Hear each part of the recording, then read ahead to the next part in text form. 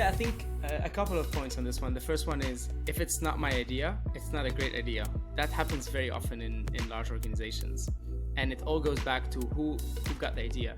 But then innovation or strategies are successful for one reason, in one situation, when the idea, the team, the execution, the timing are right. So you need this big four at the same time. Like, a lot of companies are still using Excel and PowerPoint. Yeah. And the larger the company is, the more by default these products are. And one of the articles I was reading at some point on HBR was saying why strategies fail is because they are not strategy. As simple as this.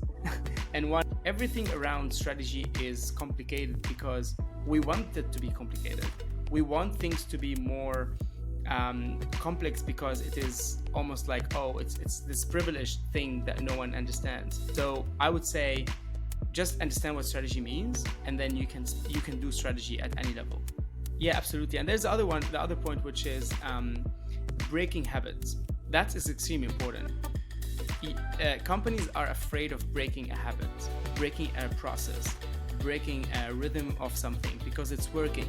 And that fear of breaking it sometimes make them not at all take the risk of questioning it or doing something different. So you see a lot of organizations coming to see this alignment because duplication of effort is one of the most expensive things that companies suffer, especially when they are large. A lot of people doing the same projects at the same time, and project management tools are not enough to do this alignment assessment and the health of this alignment at any time. I think we've been hearing about alignment and silos recently a lot, but it wasn't actually the case because most of the organizations were in the same, obviously, building, and they were communicating much more often than now.